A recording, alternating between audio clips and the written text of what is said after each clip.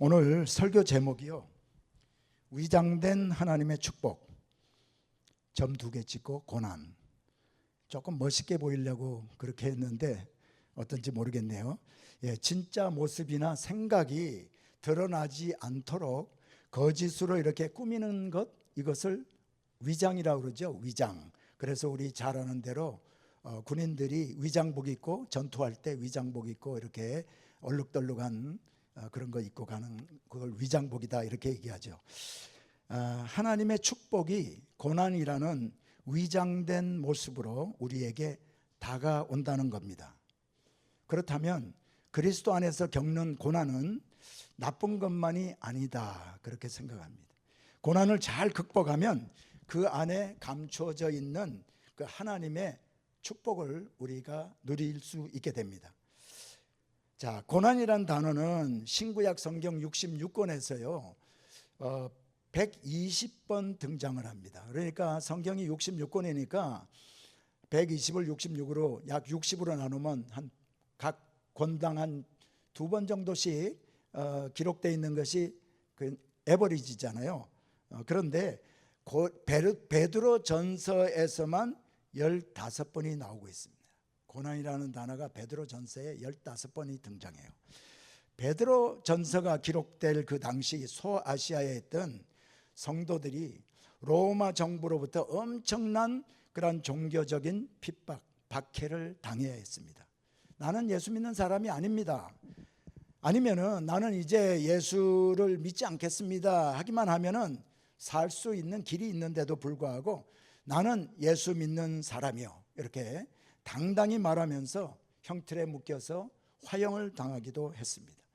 미친 듯이 날뛰는 무리들 앞에서 사자의 밥이 되어서 온몸이 찢겨져서 죽어야 하기도 했어요. 그런 환경 가운데 있는 분들에게 환난을 잘 견디라고 베드로가 보낸 편지가 바로 베드로 전서입니다. 사랑하는 여러분, 베드로 전서가 기록될 당시 소아시아에 있던 성도들은 로마 정부로부터 엄청난 종교적인 박해를 당해야 했어요. 그런데 이제 지금 세계 각처에서는 예수를 믿기 때문에 생명의 그 위협을 받는 성도들이 아직도 있습니다. 얼마 전에 여러분이 들으셨는지는 모르겠지만 우리 교회에서 파송한 케냐 선교사가 무슬림들에게 납치되는 일이 있었습니다. 이인 선교사라는 그 케냐 선교사님, 젊은 선교사님인데요, 그분이 장모님하고 그분의 장모님하고 같이 납치를 됐는데, 그 아버지 되는 이원철 선교사님은 그 작년에 또 이렇게 질병으로 인해서 돌아가셨어요. 그래서 그 아들이 그 아버지의 선교 사역을 이어받아서 하고 있었는데 이런 어려움을 당했습니다. 아직도 우리는 생사를 알지 못하고 있어요. 오늘날 미국에서 살고 있는 우리들은 예수 믿기 정말 좋은 환경 가운데서 살고 있지만 우리들도 작고 큰 고난을 겪으면서 살고 있습니다. 그 고난은 물질적인 것으로부터 오기도 하고요, 또 육신의 질병이 우리가 겪어야 하는 고난이기도 합니다. 가장 가까운 사람과 가장 사랑하는 사람과의 관계 속에서 고난을 당하기도 합니다. 작년에 우리 에브리데이 교회가 겪어야 했던 그것도 우리 교회와 성도가 겪어야 했던 고난이었다라고 생각을 합니다. 중요한 것은 그런데 교회나 성도가 고난을 당할 때 어떻게 이것을 극복할 수 있는가 하는 것입니다. 베드로 사도가 그 해답을 오늘 본문에서 언급을 하고 있습니다.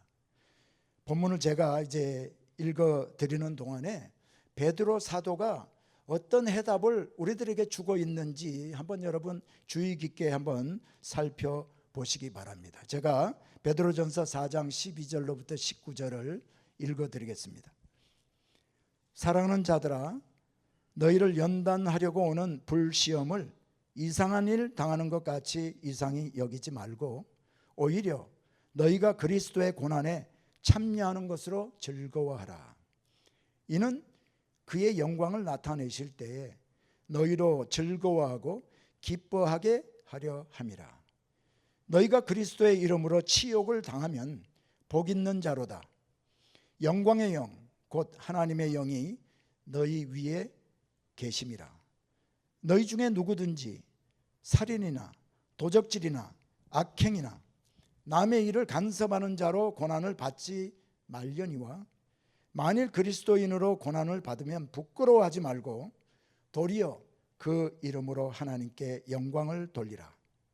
하나님의 집에서 심판을 시작할 때가 되었나니 만일 우리에게 먼저 하면 하나님의 복음을 순종하지 아니하는 자들의 그 마지막이 어떠하며 또 의인이 겨우 구원을 받으면 경건하지 아니하는 자와 죄인은 어디에 서리요. 그러므로 하나님의 뜻대로 고난을 받는 자들은 또한 선을 행하는 가운데 그 영혼을 미쁘신 창조주께 의탁할지어다. 아멘. 여러분, 우리가 고난 당할 때 그 고난을 잘 극복해야 합니다. 왜냐하면 고난을 극복하지 못하면 우리는 영적 침체에 빠지기 때문입니다. 주님을 향한 우리들의 믿음을 잃어버리게 되기 때문입니다. 그리고 말씀을 신뢰하지 않게 되고 그래서 주님을 의지하지 않게 됩니다. 그러므로 우리는 고난당할 때, 고난이 우리에게 다가올 때 고난을 잘 극복해야 합니다. 그래서 본문 말씀을 통해 우리가 어떻게 고난을 잘 극복할 수 있는지 한번 알아보려고 합니다. 고난을 잘 극복할 수 있는 첫 번째 비결은 12절에 있어요. 12절 함께 우리 한번 합독할까요? 12절 시작. 사랑하는 자들아 너희를 연단하려고 오는 불시험을 이상한 일 당하는 것 같이 이상히 여기지 말고. 이상히 여기지 말고. 예수 믿는 나에게 왜 이런 일이 생기나 하지 말라는 겁니다. 당연히 올 것이 왔기 때문입니다. 예수님도 십자가에 달리시기 전날 밤에 제자들에게 이런 고난이 앞으로 너희들에게 있을 것이니 미리 예상하고 있으라라고 당부하셨습니다. 요한복음 15장 19절 말씀인데요, 제가 읽어드립니다.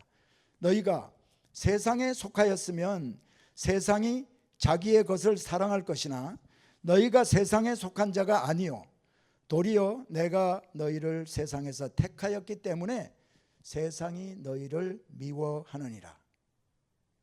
믿는 사람들은 세상에 속한 사람들이 아니기 때문에 세상 사람으로부터 미움을 당하고 고난을 당하게 되어 있다는 겁니다. 그러니까 핍박과 박해를 받고 고난을 당하고 있다라는 말은 우리가 세상에 속하지 않은 하나님의 자녀임이 바로 확인되는 것입니다. 여러분, 사도 바울은 다메섹으로 가는 도중에 예수님을 만나고 예수 믿게 되었습니다. 그렇게 예수님을 만난 바울은 몇 년 후에 안디옥 교회로부터 선교사로 파송을 받고 바나바와 함께 선교 여행을 떠납니다. 유대인의 회당을 다니며 예수님을 증거할 때 사도 바울은 각종 표적과 또 기사를 일으키기도 했습니다. 그런데 루스트라라는 곳에서 나면서부터 안전뱅이를 고치기도 했어요.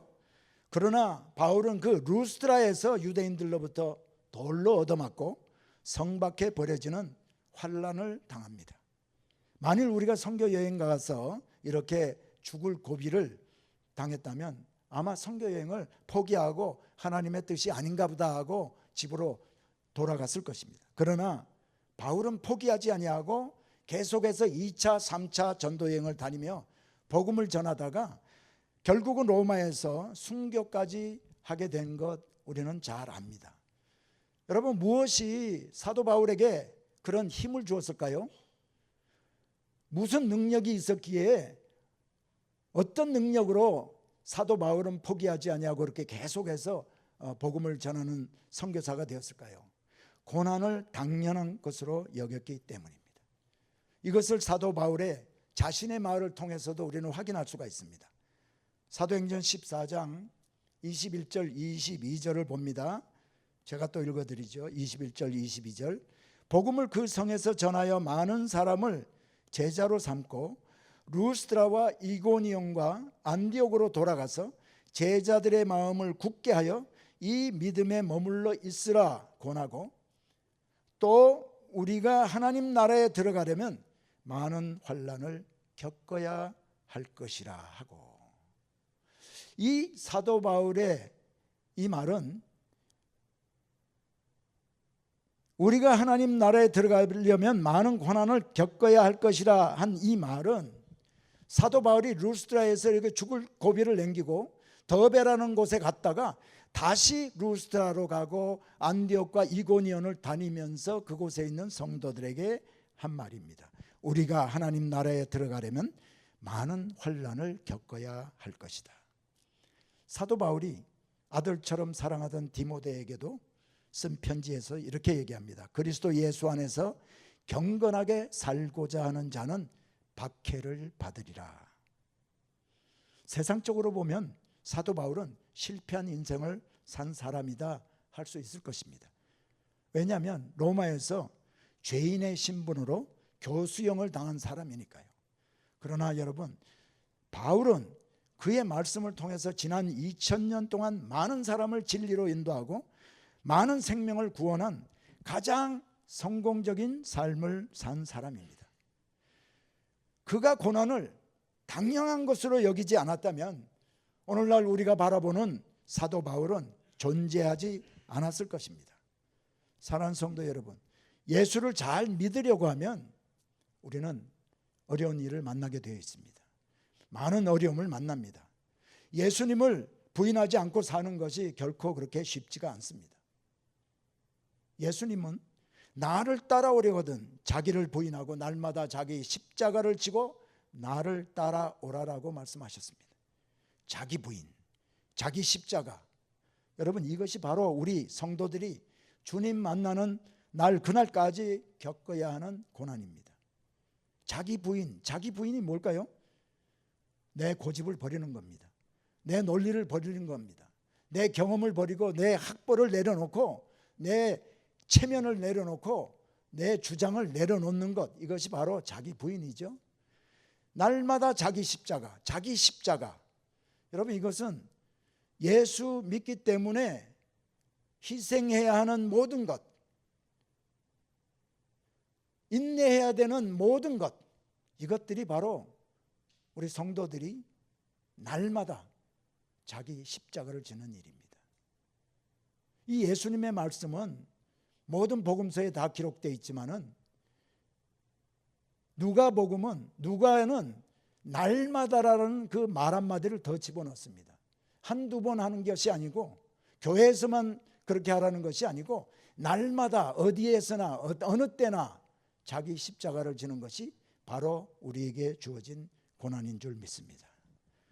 예수 믿기 때문에 받는 고난을 당할 때 올 것이 왔구나 하는 마음을 가지면 여러분, 고난 앞에 우리가 무릎을 꿇지 않게 됩니다. 그런데 하나님이 사랑하는 하나님의 자녀들에게 하나님은 왜 이런 고난을 겪게 하실까요? 우리가 이것을 분명히 알아야 합니다. 금광석이 뜨거운 용광로에 태워질 때 불순물이 제거되고 순금만이 남게 됩니다. 오늘 본문에서 불시험은 우리를 연단하기 위해서라고 했습니다. 우리에게 다가오는 그 불시험, 이것은 우리를 연단하기 위해서 주는 것이다. 이 연단이라는 말은 불순물을 걸러내고 더 순수한 금속을 만드는 과정을 말하지만은 동시에 몸과 마음을 단련시켜 굳세고 단단하게 한다는 뜻이 있습니다. 여러분, 욥도 불시험을 당했습니다. 욥은 자녀들을 다 잃어버리고 그 많던 재산을 다 잃어버리게 됩니다.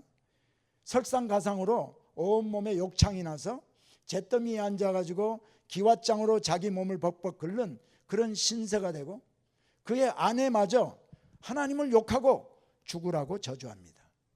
여러분, 욥이 당한 고난 상상이 되는지요? 그런데도 욥은 하나님을 배신하지 않습니다. 결국 하나님은 이런 욥의 진짜 믿음을 보시고 더 많은 축복을 욥에게 허락하십니다. 여러분, 고난을 통과할 때 가짜들은 다 드러나게 되어 있습니다. 환난을 당하고 어려움을 만나면 믿는 성도에게 허락하시는 하나님의 연단임을 여러분 꼭 기억하시기를 축복합니다. 고난을 통과하지 않고 하나님께 쓰임받은 성경의 인물이 없음을 여러분 아시는지요? 야곱은 20년 동안 바단 아람에서 외삼촌 밑에서 각종 고난을 다 당한 후에 하나님께 쓰임받았어요. 요셉도 마찬가지입니다. 채색 옷을 입고 있었지만은 그러나 형들에게 미움을 받아서 애굽으로 팔려가서 종살이를 하고 심지어 감옥 생활을 해야 했습니다. 그리고 하나님은 그를 결국 애굽의 총리로 세우시고 그를 통해서 하나님의 계획을 이루셨습니다.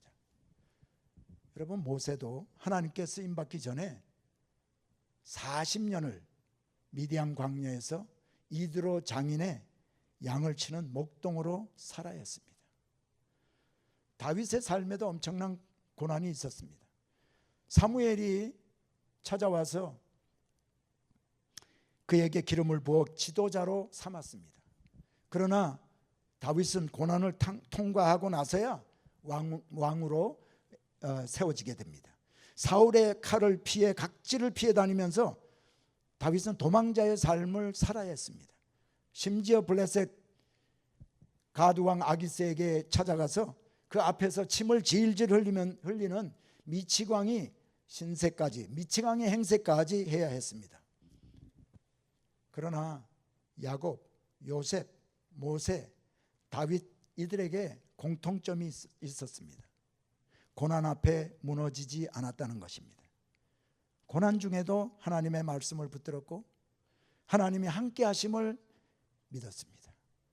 여러분, 하나님은 하나님의 자녀를 축복하시기 전에 고난이라는 터널을 지나게도 하십니다. 고난을 통과한 후에 받을 하나님의 인도하심을 여러분 바라보시기 바랍니다. 고난은 하나님의 위장된 축복임을 꼭 기억하시기 바랍니다. 두 번째 비결은 13절 14절에 있어요. 베드로전서 4장 13절 14절 제가 읽어드립니다. 오히려 너희가 그리스도의 고난에 참여하는 것으로 즐거워하라. 이는 그의 영광을 나타내실 때에 너희로 즐거워하고 기뻐하게 하려 함이라. 너희가 그리스도의 이름으로 치욕을 당하면 복 있는 자로다. 영광의 영 곧 하나님의 영이 너희 위에 계심이라. 두 번째 비결은 고난을 당할 때 기뻐하고 즐거워하는 겁니다. 상당히 역설적인 말씀이죠. 어려움을 당하는데 기뻐하라고? 고난 중에 기뻐하는 것 쉽지 않습니다. 모든 것이 무너져 내린 것 같은 그 순간에 기뻐하라는 말에 공감하고 기뻐할 수 있는 분이 정말 많지 않습니다. 그러나 즐거워하라는 이 말씀은 우리가 당하는 고난을 극복하도록 하나님이 주신 처방인 줄 믿습니다. 사도 바울도 환난 중에 기뻐해야 할 이유를 발견한 사람입니다. 그래서 바울이 이렇게 말했습니다. 로마서 5장 3절로 4절. 다만 이뿐 아니라 우리가 환난 중에도 즐거워하나니 이는 환난은 인내를, 인내는 연단을, 연단은 소망을 이루는 줄 알미로라. 야고보 사도도 믿음의 시련을 만나면 온전히 기쁘게 여기라고 했습니다. 야고보서 1장 2절로 4절 제가 또 읽어드립니다. 형제들아, 너희가 여러 가지 시험을 당하거든 온전히 기쁘게 여기라. 이는 너희 믿음의 시련이 인내를 만들어내는 줄 너희가 알미라. 인내를 온전히 이루라. 이는 너희로 온전하고 구비하여 조금도 부족함이 없게 하려 함이라. 야고보 사도는 우리가 겪는 시련은 인내하는 성도가 되게 하고, 인내하는 성도가 될 때 우리가 성숙해져서 조금도 부족함이 없는 성도가 되기 때문에 기뻐할 수 있다라고 말하고 있습니다. 여러분, 성숙해서 조금도 부족함이 없는 성도가 된다는데 기뻐해야 되지 않을까요? 아멘입니까? 베드로도 오늘 본문 베드로전서 4장 13절에서 기뻐해야 할 이유를 제시해 주고 있습니다. 오히려 너희가 그리스도의 고난에 참여하는 것으로 즐거워하라. 이 베드로 사도의 선언은 우리가 당하는 이 고난이 예수님이 인류의 구원을 위해서 당하신 십자가의 고난과 맞먹는 그런 같은 고난이라는 겁니다. 여러분, 엄청난 선언 아닙니까? 우리들은 허물 많은 죄인들입니다. 그런데 별 볼 일 없는 우리가 겪는 이 고난이 인류의 구원을 위해서 십자가를 지신 예수님의 고난과 맞먹는 고난으로 동일시 해 주신다는 겁니다. 할렐루야. 그것만이 아니죠. 베드로전서 4장 13절 하반절에 보니까 이는 그의 영광을 나타내실 때에 너희로 즐거워하고 기뻐하게 하려 함이라. 여러분, 예수님이 영광 중에 임하시는 모습을 여러분 잠시 한번 생각해 보시기 바랍니다. 소망 중에 소망으로 여기던 예수님이 다시 오시는 그 모습을 우리가 보게 되는 날, 그날 우리 마음에 얼마나 기쁨이 충만하겠습니까? 지혜로운 사람은 오직 현실만을 보지 않습니다. 미래를 바라봅니다. 믿음은 우리 눈으로 보지 못하는 것들을 보게 합니다. 믿음의 사람은 산 소망이 이루어지는 그날을 바라보고 오늘 예수 이름을 위해서 고난 당할 때 기뻐할 수 있다는 겁니다. 예수 그리스도를 위해 받는 고난은 우리가 생각하는 엄청난 것들, 그런 것들만을 말하는 것이 아니지요. 여러분, 성경헌금을 내고 11조를 드리고 자기 자신은 물질에 인색한 삶을 산다면 주를 위한 고난에 여러분이 동참하고 있는 것입니다. 복음과 교회의 평안을 위해서 자기를 부인해야 하는 것도 여러분 그리스도의 고난에 동참하는 것입니다. 우리가 예수 믿기 때문에 육신의 정욕과 안목의 정욕과 이생의 자랑, 이런 것들을 따라 살기를 포기하는 것도 바로 그리스도를 위해 받는 고난인 줄 믿습니다. 우리가 고난당할 때 쉬운 선택을 하려는 마음이 앞서게 돼요. 그런데 고난을 피하는 선택은 우리에게 유익한 것 같지만 우리에게 아무런 유익을 주지 못합니다. 그러나 고난을 믿음으로 극복하는 선택은 우리를 성숙한 그리스도인으로 성장하게 하고 복음의 진보를 이루게 됩니다.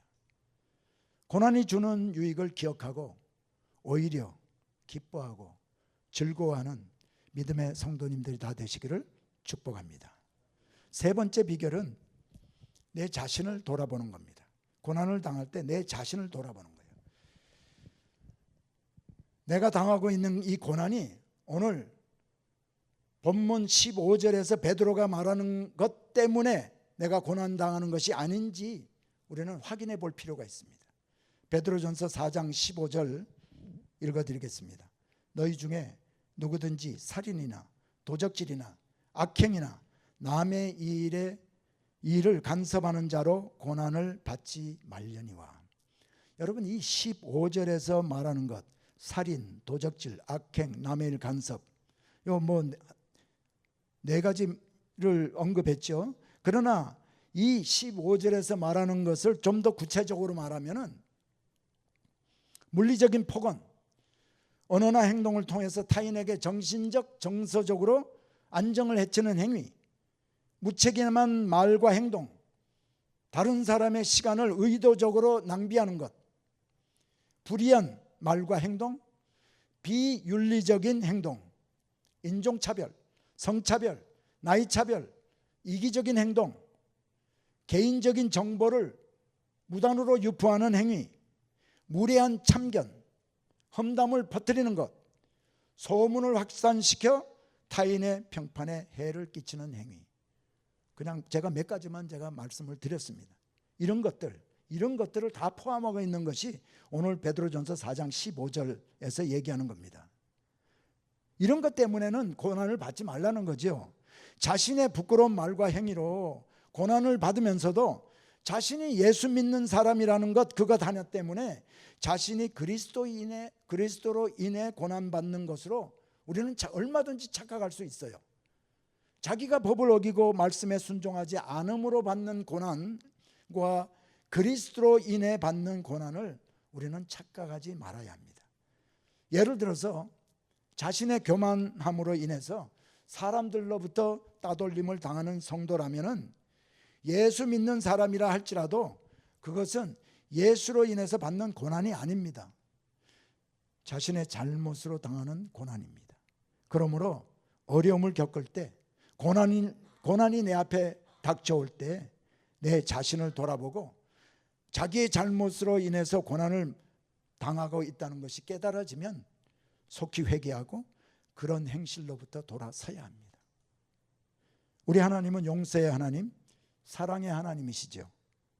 우리가 잘못을 인정하고 회개하면 하나님은 우리를 용서하시고 믿음의 사람으로 세워주신다는 것이 하나님의 약속의 말씀입니다.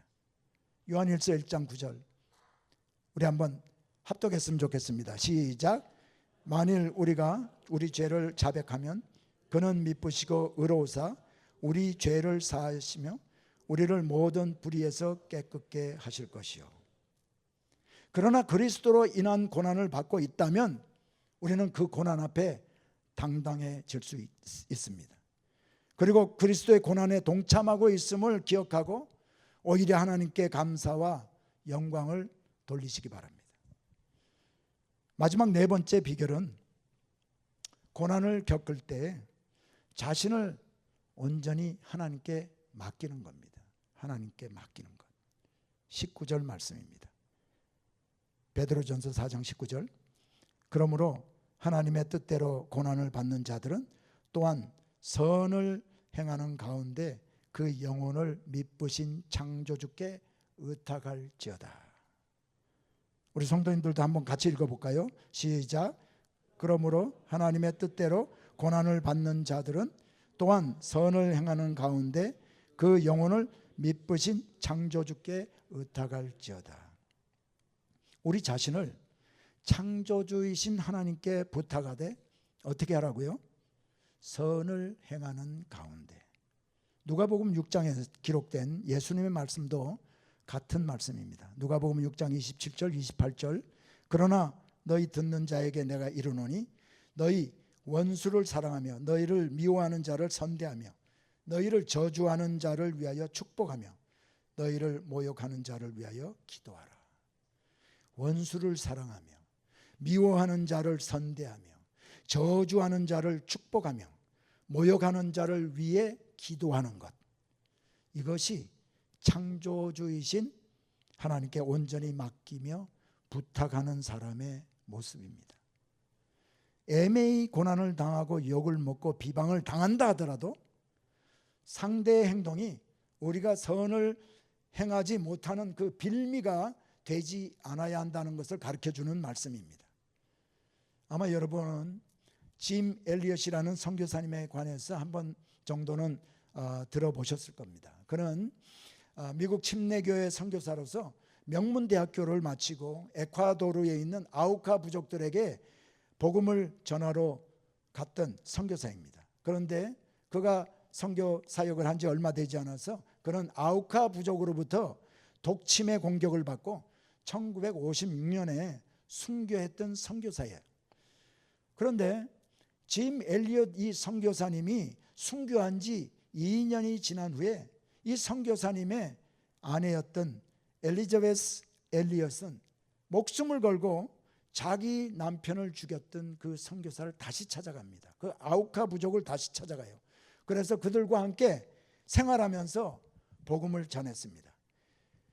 자기 남편을 독창으로 죽였던 그 당사자는 그 당사자를 같이 살면서 만나게 됐어요.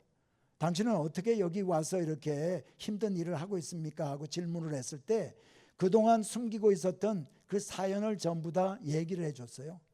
저번에 몇 년 전에 죽었던 이 아우카 부족에게 독침을 맞고 죽었던 그 사람이 바로 내 남편입니다 하고 얘기를 해줬어요. 그랬더니 그 말을 들었던 그 당사자가 바로 누군가 하면은 독창으로 죽였던 그분입니다. 자기 남편을 그 독침으로 죽였던 그분입니다.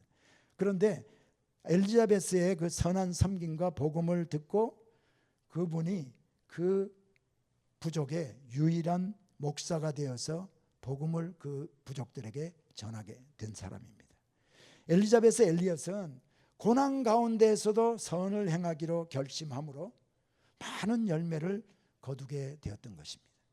사랑하는 여러분, 우리 주님은 우리가 어떤 고난을 우리가 얼마나 감당할 수 있는지 모든 것을 잘 아시는 분이십니다. 합력하여 선을 이루시는 하나님이심을 꼭 기억하고 하나님께 온전히 맡기시는 여러분 되시기를 부탁을 드립니다. 공의로우시고 신실하신 하나님을 온전히 의지하고 맡기는 것만이 우리가 고난을 극복하는 길이며 우리가 믿음으로 승리하는 길입니다. 그런데 여러분이 제게 이렇게 질문할 수도 있겠습니다. 목사님, 그런데 어떻게 맡기죠? 우리가 하나님께 맡기는 방법 몇 가지를 제가 말씀을 드리겠습니다. 첫 번째는 하나님께 기도하는 겁니다. 하나님께 맡기는 가장 기본적이고 중요한 것은 기도입니다. 기도로 하나님의 뜻과 도우심을 구하는 것입니다. 내 자신의 감정과 두려움 그리고 걱정, 근심, 염려 솔직하게 하나님께 털어놓으면서 하나님의 평안과 지혜를 여러분 한번 구해보시기 바랍니다. 이번 주일 예배 때부터 여러분 주일 예배 나오셔가지고 예배드리기 전에 10분, 20분 동안 앉아 계시는 동안에 기도하는 여러분 되시길 바랍니다. 에브리데이 교회를 사랑하는 주의 종으로 여러분께 부탁을 드립니다. 잡담 나누는 것보다 하나님 앞에 여러분 기도하는 일이 우리 에브리데이 교회에서 우선이 되어야 될 줄 믿습니다. 두 번째는 하나님의 말씀을 붙들고 의지하는 겁니다. 우리는 말씀을 통해서 하나님의 신실하심, 선하심, 전능하심을 알 수 있어요. 시편 119편 105절에서 주의 말씀은 내 발의 등이요 내 길의 빛이니이다라는 말씀이 있어요. 하나님의 말씀은 어두운 밤길을 밝혀주는 횃불이나 등잔불과 같습니다. 인생의 길을 걸어가는 데에서도 하나님의 말씀은 그와 같은 역할을 우리들에게 해주고 있어요. 그러므로 하나님의 말씀을 묵상하면 하나님의 성품을 더 깊이 알게 되고 고난 중에도 하나님이 선하게 인도하실 것을 신뢰하게 됩니다. 예를 들면은 이사야서 41장 10절에서 두려워하지 말라 내가 너와 함께함이라. 이런 약속의 말씀을 붙들고 의지하는 것이 하나님께 맡기는 중요한 방법입니다. 세 번째는 하나님의 뜻에 순종하여 행동으로 옮기는 겁니다. 하나님께 맡긴다는 것은 단순히 마음으로 신뢰하는 것을 넘어서 그분의 말씀에 순종하는 행동을 포함합니다. 때로는 우리는 이미 어떻게 하는 것이 하나님의 뜻인지 알 때가 있어요. 용서한다든지 회개한다든지 다른 사람을 도와야 한다든지 이런 것들을 하나님의 감동으로 하나님이 우리에게 감동을 주셔서 또는 말씀을 통해서 알게 되었을 때 즉각적으로 행동에 옮기는 것, 즉각적으로 말씀에 순종하는 것, 이것이 바로 하나님께 맡기는 것입니다. 네 번째는 하나님의 때를 기다리는 겁니다. 하나님의 시간표하고 우리 계획이 우리가 원하는 것, 하나님의 그 시간표 그리고 계획이 우리가 원하는 것과 일치하지 않을 수 있어요. 그러나 하나님의 타이밍과 방법을 신뢰하면서 인내하는 겁니다. 즉각적인 그 해결을 우리가 기대하기보다 하나님께서 우리의 삶을 통해서 무엇을 어떻게 이루실지 기다리며 믿음으로 견디는 것이 하나님께 맡기는 겁니다. 하나님께 맡기기를 원한다고 하면서 많은 경우에 자기 생각대로 되어지도록 주장하는 것은 하나님께 맡기는 사람의 태도가 아님을 여러분 꼭 기억하시기 바랍니다. 이제 오늘 말씀을 정리합니다. 하나님이 우리의 기도에 응답하시고 물질을 우리에게 넉넉히 허락하시고 또 건강을 허락하시고 화목한 가정을 허락하실 때 우리는 하나님의 선하심과 위대하심을 찬양합니다. 그러나 우리의 건강이 나빠지고 우리가 물질로 인해서 고통을 당할 때 감사하지 못하고 하나님을 찬양하지 못합니다. 우리는 하나님이 아름다운 장미를 주신 것을 감사합니다. 그러나 그 장미와 함께 주시는 가시를 감사하지 못하고 불평하고 좌절하기도 합니다. 사랑하는 여러분, 우리 인생에 가시와 같은 고난이 찾아올 때 오늘 들은 말씀을 적용하면서 고난을 잘 극복하시기를 축복합니다. 고난을 겪게 될 때 그 고난을 이상히 여기지 말고 그리스도의 고난에 참여하는 것으로 오히려 기뻐하고 즐거워하라. 그리고 자신의 잘못 때문이 아닌지 자신을 돌아보라. 하나님께 모든 것을 온전히 맡기라고 오늘 하나님이 우리에게 말씀하십니다. 내 은혜가 내게 족하도다. 이는 내 능력이 약한 데서 온전하여 짐이라. 내가 그리스도를 위하여 약한 것들과 능력과 궁핍과 핍박과 곤란을 기뻐하노니 이는 내가 약할 그때에 곧 강함이니라. 고난을 통해서도 우리를 축복하시는 하나님께 고난마저도 맡기시는 여러분 되시기를 예수 이름으로 축원합니다.